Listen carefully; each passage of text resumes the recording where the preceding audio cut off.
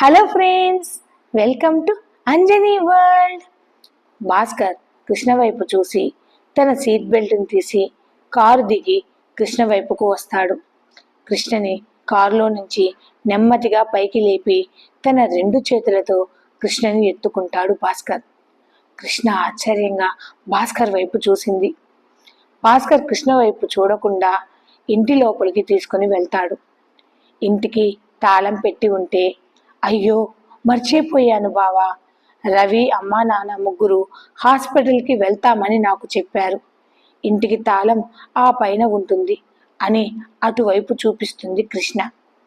భాస్కర్ కృష్ణని నెమ్మదిగా పక్కనే ఉన్న చైర్లో కూర్చోబెట్టి ఇంటి తాళం తీసి మళ్ళీ కృష్ణని తన రెండు చేతులతో ఎత్తుకొని తన బెడ్రూమ్లోకి తీసుకుని వెళ్ళి బెడ్ మీద కూర్చోబెడతాడు. కృష్ణ భాస్కర్ వైపు చూసింది. ఏం కావాలి, ఎందుకలా చూస్తున్నావు అని అడుగుతాడు భాస్కర్. బావా, వాష్రూమ్కి వెళ్ళాలి అని నెమ్మదిగా చెప్పింది కృష్ణ. కృష్ణని బాత్రూమ్ లోపల వదిలిపెట్టి బయట నిల్చుంటాడు భాస్కర్. కృష్ణ ఫ్రెష్ అయి నెమ్మదిగా బాత్రూమ్ డోర్ ఓపెన్ చేసి బయటకి రాబోతుంటే ముందుగానే తమరి కాలు మాటి మాటికి బెనుకుతూ ఉంటుంది. డాక్టర్ కూడా నువ్వు లేచేటప్పుడు నడిచేటప్పుడు జాగ్రత్తగా లేచి నడవమని నీకు చాలాసార్లు చెప్పారు. అయినా తమరు ఎవరి మాట వింటారు గనక డాక్టర్ చెప్పింది వినటానికి అని కోపంగా అంటాడు భాస్కర్. కృష్ణ భాస్కర్ వైపు చూసి, బావా, నేను డ్రెస్ మార్చుకోవాలి అని అంటుంది. భాస్కర్ కృష్ణ చెప్పిన డ్రెస్సుని తీసి బెడ్ మీద పెట్టి కృష్ణని బెడ్ మీద కూర్చోబెట్టి, సరే నేను హాల్లోకి వెళ్ళి కూర్చుంటాను, ఏమైనా అవసరమైతే పిలువు, వస్తాను అని అంటాడు. అలానే భాస్కర్ హాల్లోకి వెళ్ళి చైర్లో కూర్చుంటాడు. కృష్ణ తన టాప్ని తీస్తూ ఆ టాప్ హుక్ తన జుట్టుకి ఇరుక్కుపోవడంతో దానిని తీసుకోలేక ఇబ్బంది పడుతూ కాలు నొప్పితో అమ్మా అని గట్టిగా అరిచింది. గదిలో నుంచి కృష్ణ అరుపు వినపడమే ఆలస్యం. వెంటనే భాస్కర్ గదిలోకి పరిగెత్తుకుంటూ వస్తాడు. పైన టాప్ లేకుండా మెడలో తాను కట్టిన మంగళసూత్రం తన ఎద మీద ఉంటే ఓన్లీ ఇన్నర్తో ఉన్న కృష్ణను చూసి తన మనసు కంట్రోల్ తప్పుతున్నా తన మనసుని అదుపులో ఉంచుకొని వెంటనే తన తలని పక్కకు తిప్పుకుంటాడు భాస్కర్. కృష్ణ అలానే తన టాప్తో ఇబ్బంది పడుతుంటే ఇక చూడలేక గబగబా కృష్ణ దగ్గరికి వెళ్ళి తన టాప్ని పైకి తీయడానికి హెల్ప్ చేస్తాడు. అలా టాప్ లేకుండా కృష్ణ వైపు చూశాడు భాస్కర్. కృష్ణ ఎద అందాలు భాస్కర్కి కనువిందు చేస్తున్నాయి. కృష్ణ వైపు అలానే కన్నార్పకుండా చూస్తున్నాడు భాస్కర్. కృష్ణ సిగ్గుతో తన రెండు చేతులను తన ఎదకు అడ్డు పెట్టుకుని భాస్కర్ వైపు చూసింది. భాస్కర్ నేనేం చూడలేదు, నువ్వు కంగారు పడకు అని అంటూ తానే కంగారు పడిపోతూ తడబడుతూ తన తలను పక్కకు తిప్పుకొని కళ్ళు మూసుకొని నిల్చుంటాడు భాస్కర్. కృష్ణ చిన్నగా నవ్వుకొని నెమ్మదిగా తన టాప్ వేసుకుంటుంటే భాస్కర్ తన కళ్ళు తెరిచి కృష్ణ వైపు చూసి టాప్ వేయడంలో కృష్ణకి హెల్ప్ చేస్తాడు. భాస్కర్ చేతులు కృష్ణకు ఎక్కడెక్కడో తగులుతుంటే కృష్ణకు తెలియకుండానే కంగారు మొదలవుతుంది. అది గమనించిన భాస్కర్ వెంటనే తన చేతులను పక్కకు తీసి దూరం జరుగుతాడు. తన టాప్ని వేసుకొని వెనక ఉన్న జిప్పు వేసుకోవడంలో ఇబ్బంది పడుతోంది కృష్ణ. భాస్కర్ తన తలని పట్టుకుని చిరాగ్గా మొహం పెట్టుకుని బ్యాక్ జిప్ ఉన్న డ్రెస్సులు వేసుకోవడం కూడా రానప్పుడు ఇలాంటి సమయాలలో ఈ డ్రెస్సులు ఎందుకు వేసుకుంటున్నావు అని చిరాగ్గా అంటాడు భాస్కర్. ఇప్పుడు నా డ్రెస్తో తమరకు ఏం ప్రాబ్లం అట అని అంటూ భాస్కర్ వైపు చూస్తుంది కృష్ణ. భాస్కర్ కృష్ణని వెనక్కి తిప్పి డ్రెస్కి బ్యాక్ జిప్ వేస్తాడు. భాస్కర్ కృష్ణ వైపు చూసి, నీకు చేత కానప్పుడు ఇలాంటి డ్రెస్సులు ఎందుకు వేసుకుంటావు, నన్ను చంపుకు తినడానికి కాకపోతే అని కృష్ణ వైపు కోపంగా చూస్తూ అంటాడు. కృష్ణ కాలు కదపలేక నొప్పితో బాధపడుతుంటే కృష్ణని అలా చూడలేక కృష్ణని బెడ్ మీద కూర్చోబెట్టి కబ్బోర్డ్లో డాక్టర్ రాసిచ్చిన ఆయింట్మెంట్ తీసుకుని కృష్ణ కాలుకు రాస్తూ నెమ్మదిగా మసాజ్ చేస్తున్నాడు భాస్కర్. కృష్ణ భాస్కర్ వైపు చూసి, ఇంత మంచి మనిషిని అర్థం చేసుకోకుండా నేను ఇన్నాళ్ళు బాధ పెట్టి బావను దూరం పెట్టానా? మధు చెప్పింది నిజమే. మనకు మనుషులు దగ్గరగా ఉన్నప్పుడు వాళ్ళ విలువ తెలియదు. వాళ్ళు దూరమైనప్పుడే వాళ్ళ విలువ మనకు తెలిసొస్తుంది.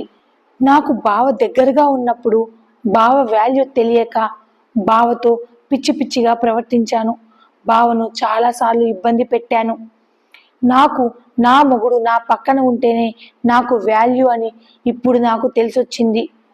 కృష్ణ తన మెడలో ఉన్న తాళి వైపు చూస్తూ, ముందుగానే ఈ తాళిని నా మెడలో వేసుకొని ఉంటే గౌతమ్ లాంటి వెధవలే కాదు, ఎవ్వరూ నా వైపు కన్నెత్తి చూసే ధైర్యం చేసేవాళ్ళు కాదు.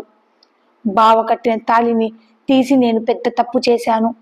బావ నా మెడలో కట్టిన ఈ తాళి విలువ నాకు ఇప్పుడు తెలిసొచ్చింది. ఇక నా ప్రాణం పోయినా ఈ తాళిని నా నుండి దూరం కానివ్వను. కానీ బావ నన్ను అపార్థం చేసుకుని నాకు దూరంగా వెళ్ళిపోతానంటున్నాడే, అలా జరగకూడదు. అలా జరగనివ్వను. నేను ఇక బావను దూరం చేసుకోను. బావని అర్థం చేసుకుంటాను. బావకి తగ్గ భార్యగా నేను మారుతాను అని కృష్ణ భాస్కర్ వైపు చూస్తూ భాస్కర్ దగ్గరికి చేరి భాస్కర్ బుగ్గపై ప్రేమగా ఒక చిన్న ముద్దు పెడుతుంది. భాస్కర్ ఒక్క క్షణంలో కృష్ణకి దూరం జరిగి, ఏం చేస్తున్నావు కృష్ణ అని కోపంగా అడుగుతాడు. కృష్ణ భాస్కర్తో, బావా నన్ను క్షమించు, ప్లీజ్ నన్ను అంత కోపంగా చూడకు. నీ చూపులోని కోపాన్ని నేను తట్టుకోలేకపోతున్నాను బావా. నేను తప్పు చేశాను నిజమే. ఆ తప్పుని సరిదిద్దుకోవడానికి ఒక్క ఛాన్స్ ఇవ్వు బావా, ప్లీజ్, ఒకే ఒక్క ఛాన్స్ అని చాలా రిక్వెస్ట్గా భాస్కర్ని అడుగుతుంది కృష్ణ. భాస్కర్ కృష్ణతో, నీ కాలు నొప్పి తగ్గితే మనం ఇక బయలుదేరదాము. లేదంటే నువ్వు ఇక్కడే ఇంట్లో ఉండి రెస్ట్ తీసుకో. నేనొక్కడినే హాస్పిటల్కి వెళ్తాను అని చాలా కోపంగా అంటాడు భాస్కర్. కృష్ణ భాస్కర్ వైపు చూసి తన కాలును కింద పెట్టబోతుంటే, ఎక్కడికే లేస్తున్నావు అని అడుగుతాడు. నువ్వు ఇప్పుడే చెప్పావు కదా బావా, కాలు నొప్పి తగ్గితే హాస్పిటల్కి వెళ్దామని. ఇప్పుడు నా కాలు నొప్పి పర్వాలేదు బావా అని అంటుంది కృష్ణ. మరి ఆ మాట ఏదో ముందే చెప్తే నేను నిన్ను ఎత్తుకుని తీసుకువెళ్ళి కారులో కూర్చోబెడతాగా. మళ్ళీ తమరు నడిచి ఆ కాలు నొప్పిని ఇంకా పెరిగేలా చేసుకోవాలా అని కోపంగా అడుగుతాడు భాస్కర్. పర్వాలేదు బావా, నేను ఇప్పుడు నడవగలుగుతాను. నా వల్ల నువ్వు అనవసరంగా ఇబ్బంది పడనవసరం లేదు అని కృష్ణ ముందుకు కదులుతుంది. ఈ పౌరుషానికి ఏం తక్కువేం లేదు అని అంటూ భాస్కర్ కృష్ణని ఎత్తుకొని కృష్ణ వైపు చూసి, ఆ ఉన్న కాస్త కాలు కాస్త విరగ్గొట్టుకుంటే ఇక్కడ ఎవరూ నిన్ను జీవితాంతం మోసేవాళ్ళు లేరమ్మా అని చిరాగ్గా మొహం పెట్టుకుని అంటాడు. నువ్వు ఉన్నావు కదా బావా, నన్ను జీవితాంతం నీ గుండెల్లో పెట్టుకుని చూసుకోవడానికి. నాకు ఇక ఎవ్వరూ అవసరం లేదు, నువ్వు ఉంటే చాలు అని భాస్కర్ మెడ చుట్టూ తన రెండు చేతులను వేసి గట్టిగా భాస్కర్ని పట్టుకొని తన బుగ్గ మీద ముద్దు పెట్టింది కృష్ణ. భాస్కర్ కోపంగా కృష్ణ వైపు చూశాడు. నువ్వు నన్ను కోప్పడ్డా, తిట్టినా, ఆఖరికి కొట్టినా నేను నీతోనే ఉంటాను బావా, నిన్ను వదిలి నేనెక్కడికి వెళ్ళను అని అంటూ భాస్కర్ గుండెలపై తన తలను వాల్చి చెప్పింది కృష్ణ. భాస్కర్ మనసు కృష్ణని తన దగ్గరికి తీసుకోమని చెబుతున్నా బయటకు మాత్రం చాలా గంభీరంగా కోపంగా కృష్ణ వైపు చూస్తూ, నీ వేషాలు కట్టి పెడితే మనం ఇక బయలుదేరదాం అని అంటాడు. బావా అని కృష్ణ తన చేతిని కడుపు మీద పెట్టుకుని, ఆకలిగా ఉంది బావా అని అడుగుతుంది. భాస్కర్ కృష్ణ మీద కోపంతో అసలు భోజనం చెయ్యాలనే విషయమే మర్చిపోయాడు. కృష్ణ అలా కడుపు మీద చేతిని పెట్టుకుని అలా అడిగేసరికి భాస్కర్ మనసు కరిగిపోయింది. భాస్కర్ వెంటనే కృష్ణను బెడ్ మీద కూర్చోబెట్టి, ఇప్పుడే వచ్చేస్తాను కృష్ణ అని హడావుడిగా బయటకు వెళ్ళి 10 నిమిషాల్లో కృష్ణకి తనకి భోజనం పట్టుకొస్తాడు భాస్కర్. ఎందుకు బావా మనిద్దరికి బయట నుండి భోజనం తెచ్చావు? ఇంట్లో అమ్మ అన్నం వండే ఉంటుంది కదా అని అంటుంది కృష్ణ. భాస్కర్ కోపంగా కృష్ణ వైపు చూసి, ఆకలిగా ఉంది అన్నావు కాబట్టే మనిద్దరికి భోజనం తెచ్చాను.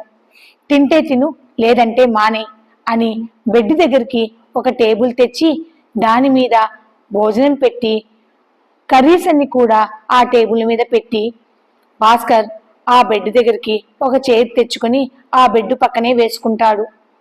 భాస్కర్ భోజనం చేయడం మొదలు పెట్టాడు. భాస్కర్ వైపు కృష్ణ అలా కన్ను అర్పకుండా చూస్తూనే ఉంది. అలా నా వైపు చూడకు, నాకు దిష్టి తగులుతుంది. నువ్వు తింటే తిను, లేదంటే మీ అమ్మ వండింది కదా అది తినుపో అని చాలా కోపంగా చెప్పాడు భాస్కర్. కృష్ణ భాస్కర్ చేతిని గట్టిగా పట్టుకుని భాస్కర్ కలిపిన అన్నం ముద్దను తన నోట్లో పెట్టుకుని తింటూ, అబ్బా భలే కలిపావు బావా, నాకు కూడా కలిపి నీ చేత్తో గోరుముద్దలు పెట్టొచ్చు కదా బావా అని చాలా ఆశగా అడుగుతుంది కృష్ణ.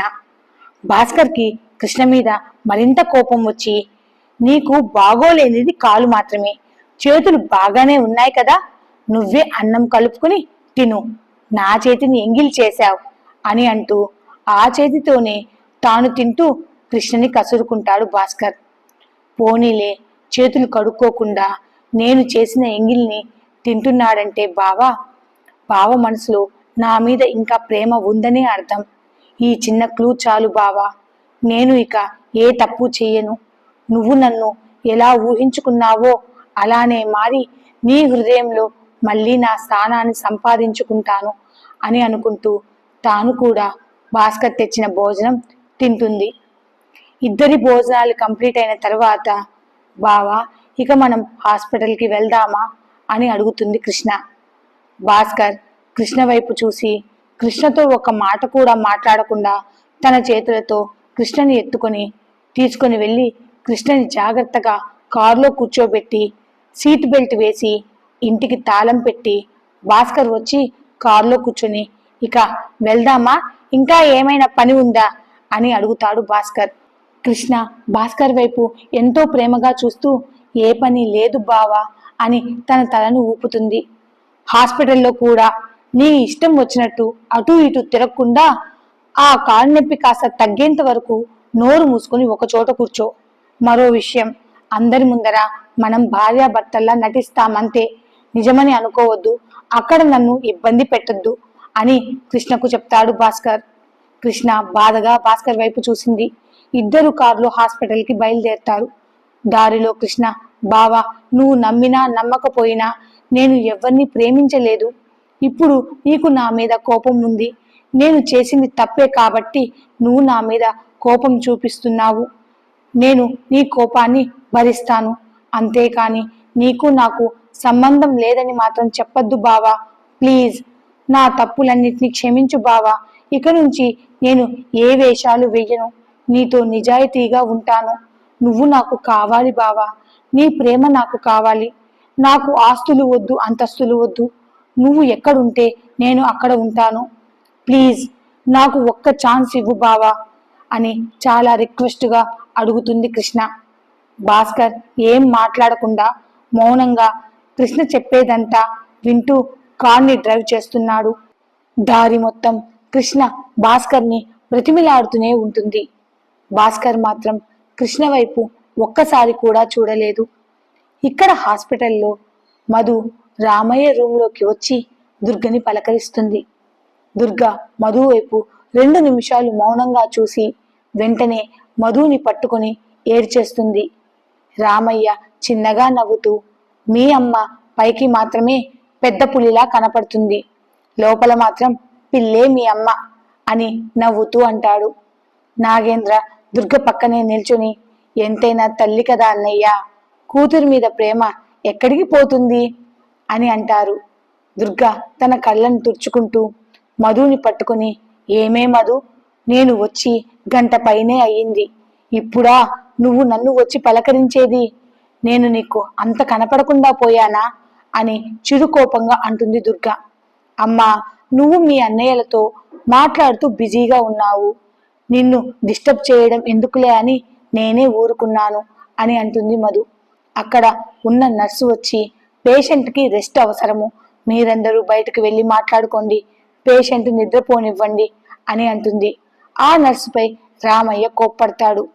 నాగేంద్ర, అన్నయ్య నీ ఆరోగ్యం మంచిగా ఉండి నువ్వు త్వరగా డిశ్చార్జ్ అయ్యి ఇంటికి వస్తే అందరం నీ పక్కనే ఉంటాముగా. ఇప్పుడు మాత్రం నర్స్ చెప్పినట్లు నువ్వు విను అన్నయ్య అని చాలా నెమ్మదిగా ప్రేమగా చెప్పాడు. నువ్వు బాగా రెస్ట్ తీసుకో, ప్రశాంతంగా నిద్రపో అని చెప్పాడు నాగేంద్ర. నాగేంద్ర చెప్పినట్లే రామయ్య విని పడుకుంటాడు. ఈలోపే కృష్ణ, భాస్కర్ హాస్పిటల్కి వస్తారు. ఇక కృష్ణ, మధు, రవి, రాఘవయ్య, దుర్గా, భారతి, నాగేంద్రతో పాటు భారతి వాళ్ళ అన్నయ్య, వదిన, రాజా, చంద్ర అందరూ ఒకచోట కూర్చుని చాలా సరదాగా నవ్వుకుంటూ ముచ్చట్లు చెప్పుకుంటున్నారు. వాళ్ళకి ఎదురుగ్గా ఉన్న చైర్లలో భాస్కర్, ఆదిత్య వాళ్ళ వైపు చూస్తూ కూర్చొని ఉంటారు. ఆదిత్య ఫోన్లో చాలా బిజీగా ఉన్నా తన చుట్టూ ఏం జరుగుతోంది అని గమనిస్తూనే ఉంటాడు. భాస్కర్ మాత్రం ఎదురుగా కూర్చున్న కృష్ణ వైపే చూస్తూ, కృష్ణ ఇందాక కారులో మాట్లాడిన మాటల గురించే ఆలోచిస్తూ ఉన్నాడు. ఆదిత్య భాస్కర్ వైపు చూసి, సాయంత్రం 7 గంటలకు మీనాక్షి విజయవాడకు చేరుకుంటుంది. నీకు గుర్తుంటుందో గుర్తుండదోనని విజయ్కి మీనాక్షిని పికప్ చేసుకోమని చెప్పాను అని అంటాడు. అలాగే అన్నయ్య అని మౌనంగా ఉన్నాడు భాస్కర్. ఆదిత్య భాస్కర్ని గమనించి, నువ్వు చాలా తగ్గావు భాస్కర్ అని అంటాడు. భాస్కర్ ఆదిత్య వైపు చూసి, ఏం చేయమంటావన్నయ్య, తాళి కట్టిన భార్య నిన్ను ప్రేమించలేదు, నువ్వు నాకు వద్దు అంటే ఏ భర్త అయినా ఎలా ఉంటాడు, నాలాగే ఉంటాడు అని విరక్తిగా సమాధానం చెప్పాడు భాస్కర్. ఆదిత్య భాస్కర్ వైపు చూసి భాస్కర్ భుజం మీద తన చేతిని వేసి, అంతా సర్దుకుంటుంది భాస్కర్, నువ్వు దిగులు పడకు అని అంటాడు. అన్నయ్య నిన్ను ఒక విషయం అడగనా అని భాస్కర్ ఆదిత్య వైపు చూశాడు. అడుగు భాస్కర్ అని అంటాడు ఆదిత్య. నేను కృష్ణని నిజాయితీగా ప్రేమించాను అన్నయ్య, కానీ కృష్ణ నాకు అన్యాయం చేసింది, దానిని జీర్ణించుకోలేకపోతున్నాను. నా కళ్ళ ముందే ఆ వెధవ గౌతంతో కలిసి డాన్స్ చేసింది. వాడు కృష్ణకి ప్రపోజ్ చేస్తే సంతోషంగా ఒప్పుకుంది అన్నయ్య, కానీ ఇప్పుడు అవన్నీ నన్ను ఉడికించడానికి చేశానని నాకు చెప్తోంది. కృష్ణ చెప్పేది నిజమో అబద్ధమో కూడా నాకు తెలియట్లేదు అన్నయ్య, నాకేం చెయ్యాలో అర్థం కావట్లేదు. నాకు ఎన్నోసార్లు కృష్ణ అబద్ధాలు చెప్పింది, ఇప్పుడు సడన్ గా నేనంటే ఇష్టమని నాకు దగ్గరవుతోంది, తన తప్పులన్నీ క్షమించమని రిక్వెస్ట్ చేస్తోంది, ఒక్క ఛాన్స్ ఇవ్వమని నన్ను ప్రాధేయపడుతోంది. నాకు కూడా తనకి ఒక ఛాన్స్ ఇవ్వాలనే ఉంది అన్నయ్య, కానీ మళ్ళీ కృష్ణ నా ప్రేమను చులకన చేసి నాకు అబద్ధాలు చెప్తే నేను ఇక తట్టుకోలేను అన్నయ్య, ఏం చెయ్యాలో నాకు అర్థం కావట్లేదు అన్నయ్య అని భాస్కర్ ఆదిత్యతో తన బాధను చెప్పుకుంటాడు. ఆదిత్య భాస్కర్ వైపు చూసి భాస్కర్ భుజాన్ని తన చేత్తో మరింత గట్టిగా పట్టుకొని, నువ్వు చెప్పింది నిజమే భాస్కర్, కృష్ణ లాంటి పెళ్ళాం ఎవరికి దొరికినా వాళ్ళు నీలాగే తయారవుతారు, దానికి నేను ఒప్పుకుంటాను భాస్కర్. ఈ స్టోరీ గనక మీకు నచ్చితే please like, share and subscribe. Thanks for watching. కొంచెం సబ్స్క్రైబ్ చేసుకోండి ప్లీజ్.